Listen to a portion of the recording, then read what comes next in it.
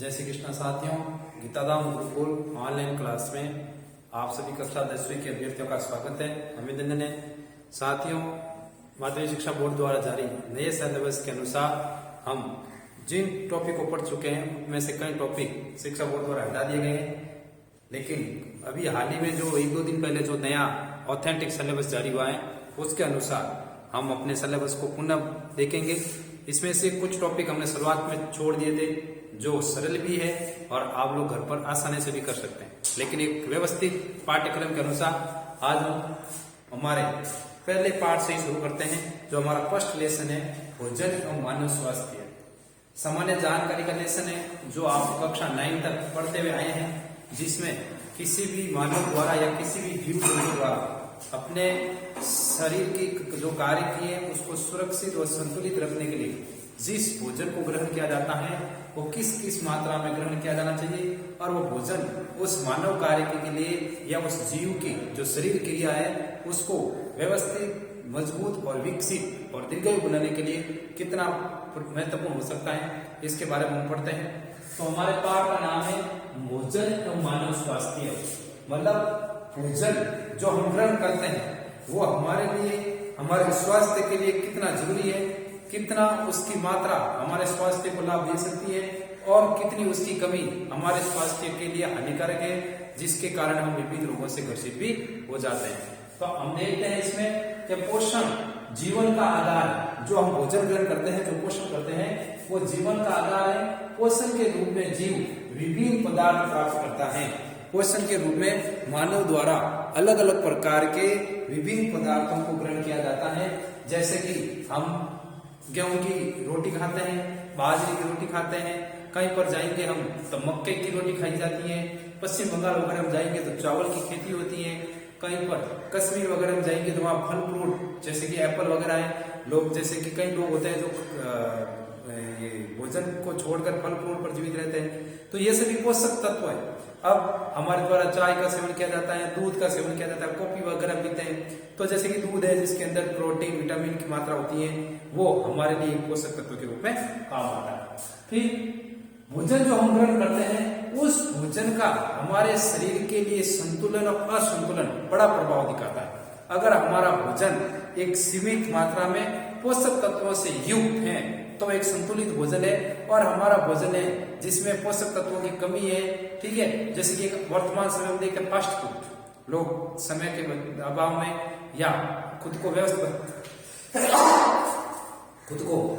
बताते हुए वो फास्ट फूड वगैरह ग्रहण करते हैं, तो उसमें कई प्रकार के पोषक तत्वों की कमी होती है जो एक समय बाद शरीर में मोटापा बढ़ा देता है या विभिन्न प्रकार के रोगों को उत्पन्न करता है। तो जो संतुलित भोजन है, तो देखो संतुलित आहार शरीर को मजबूत बनाता है, वह विभिन्न रोगों से, विभिन्न प्रकार के रोग से लड़ने के लिए शरीर में रोग प्रतिरोधक क्षमता को उत्पन्न करता है, मजबूत करता है। जो हमारे शरीर में रोग प्रतिरोधक क्षमता होती है वो हमारे संतुलित भोजन के द्वारा व्यवस्थित होती है और वह रोग प्रतिरोधक क्षमता काफी मजबूत भी होती है। वर्तमान में कोरोना काल चल रहा है, हम विभिन्न सरकारी और निजी विज्ञापनों में देखते हैं कि छोटे बच्चे और बुजुर्गों को बाहर जाने से रोकें। क्यों? क्योंकि छोटे बच्चों की रोग प्रतिरोधक क्षमता काफी कमजोर होती है और बुजुर्गों की बात आती है तो उनके अंदर भी रोग प्रतिरोधक क्षमता कम होती है। ऐसा नहीं है कि बीच की उम्र के लोगों को नहीं होता है, जैसे हम जिस उम्र में हमें भी हो सकता है, लेकिन हमारे शरीर की जो अवस्था है, हमारी जो अवस्था है, जो उम्र है, उस अनुसार हमारी रोग प्रतिरोधक क्षमता है वो काफी मजबूत है, ठीक है। इसलिए कोरोना जैसी महामारी में विशेष रूप से सरकार हिदायत देती है कि भीड़ भाड़ वाले इलाके से बचें, बुजुर्गों को बाहर न जाने दें, छोटे बच्चों को न जाने दें, क्योंकि उनकी रोग प्रतिरोधक क्षमता थोड़ी कमजोर होती है और कोरोना जैसी जो वायरस है वो हमारी एंटीबॉडी को सबसे पहले हमला करता है।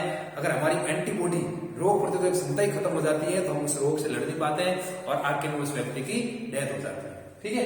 तो हमारे लिए संतुलित भोजन का होना बहुत ही आवश्यक है। अब हम देखते हैं कि संतुलित और असंतुलित भोजन में होता क्या है, ठीक है। तो सबसे पहले कि संतुलित भोजन में क्या होता है, ये देखो संतुलित भोजन, ठीक है। तो हम जो संतुलित भोजन ग्रहण करते हैं उस संतुलित भोजन में क्या क्या चीजें आपको होती है जो उस भोजन को संतुलित बनाती है। तो संतुलित भोजन में आपके कार्बोहाइड्रेट होती है,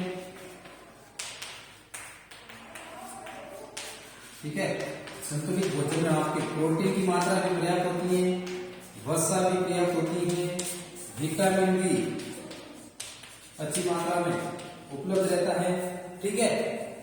विटामिन, खनिज लवण, ठीक है, खनिज लवण में जैसे कि सोडियम है, ठीक है, ये नाइट्रोजन तत्व है, ठीक है, खनिज लवण ये भी अच्छी मात्रा में उपस्थित रहता है। फिर देखो विटामिन हो गया, जल की उचित मात्रा होती है, भोजन के अंदर जल की भी मात्रा होना आवश्यक है, जल की उचित मात्रा, जल की उचित मात्रा आदि उपलब्ध होते हैं, ठीक है। ये सभी हमारे संतुलित भोजन में उपलब्ध होते हैं, ठीक है। और यही बात अगर असंतुलित भोजन की करें तो असंतुलित भोजन कहिए किसी भी पोषक तत्वों की भोजन में कमी या अनुपलब्धता से भोजन असंतुलित होता है। इसमें लिख दो जैसे कि किसी भी, ठीक है, ऐसा ना हो कि बोर्ड से बाहर चले जाए, ठीक है, ठीक है, किसी भी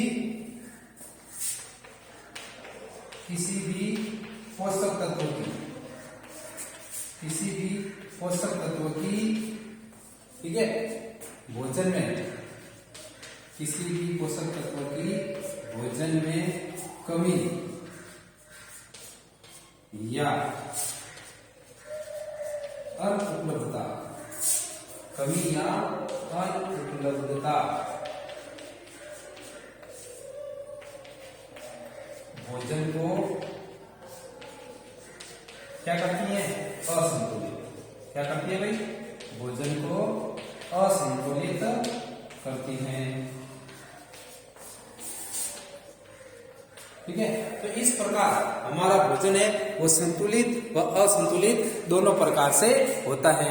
तो भोजन में जिन पदार्थों की कमी होती है वो भोजन को संतुलित नहीं, आवश्यक पोषक तत्वों की उपलब्धता है तो हमारा भोजन है वो संतुलित है, और पोषक तत्वों की कमी है तो हमारा जो भोजन है वह असंतुलित हो जाता है। तो इस प्रकार आप इसको लिख लें और ध्यान रहे ये आपके कॉपी के अंदर लिख लें। जब हम मिलेंगे तब आपके ये टॉपिक पहले से अच्छे और पूर्ण होंगे, ठीक है।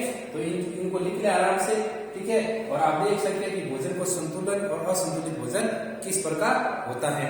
अब हम आगे बढ़ते हैं कि जो संतुलित और असंतुलित भोजन है, जो हमारा टॉपिक है ये मुख्य, इस टॉपिक के अंदर पड़ता है कि असंतुलित भोजन है वो कैसे होता है। मतलब कि भोजन में विटामिन की कमी हो गई, ठीक है। तो विटामिन की कमी से कौन कौन से रोग होते हैं वो हम देखेंगे इस अध्याय में। भोजन में प्रोटीन की कमी है तो प्रोटीन की कमी से कौन से रोग होते हैं वो हम इस अध्याय में देखेंगे।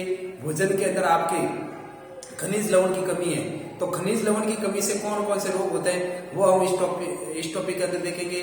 और भी ऐसे कई प्रमुख चीजें जो भोजन की कमी की वजह से विभिन्न प्रकार के रोगों को उत्पन्न करती है, या हमारा भोजन संतुलित नहीं है तो विभिन्न प्रकार के जो रोग है वो हमारे शरीर के अंदर प्रवेश कर जाते हैं, जो हमारे कम दिन आयु का या कम उम्र में किसी बच्चे की या किसी व्यक्ति की डेथ का कारण बनते हैं। तो ये सभी है संतुलित और असंतुलित भोजन के अंदर हम इस अध्याय के अंदर पढ़ेंगे। तो ये आज मैंने आपको भूमिका बना के शुरू किया है। अब आपको इस टॉपिक के अंदर प्रमुख पढ़ना है। और एक चीज मैंने व्हाट्सएप ग्रुप के अंदर सिलेबस भेजा है कि जो 2021 की ध्यान रहे, सिर्फ इस 2021 की जो परीक्षा होगी आपकी 10वीं बोर्ड की, उसी में वो सिलेबस लागू है और उस सिलेबस को आराम से देखें। तो अगली क्लास में जब हम मिलेंगे तो असंतुलित भोजन कैसे होता है, तो विटामिन की कमी से होने वाले रोगों की एक बाकायदा सारणी बना करके उसको देखेंगे और शानदार तरीके से पढ़ेंगे। और जब हम आ जाएंगे यहाँ मिलेंगे तो आप सभी अपने पूर्ण गणवेश, कपड़े, किताबें आदि के साथ पहुंचे और एक कम समय में शानदार तैयारी और शानदार परिणाम के साथ गीताधाम गुरुकुल की पूरी टीम आपके साथ लगी है। तिवरी क्षेत्र का एक ऐसा विद्यालय है जहाँ पर अंदर प्रवेश करते ही डॉक्टर के द्वारा जांच के साथ पूर्ण सोशल डिस्टेंस के साथ आपको बैठाया जाएगा, हॉस्टल के बच्चों को सुरक्षित रखा जाएगा और जिस सपने को लेकर आप धाम में आ रहे हैं वो सपने गुरु हरिहर जी महाराज की कृपा से हम जरूर पूर्ण करेंगे। जय श्री कृष्णा। अगली क्लास में मिलेंगे और इस टॉपिक को पूर्ण रूप से आगे बढ़ाएंगे। तब तक के लिए जय श्री कृष्णा।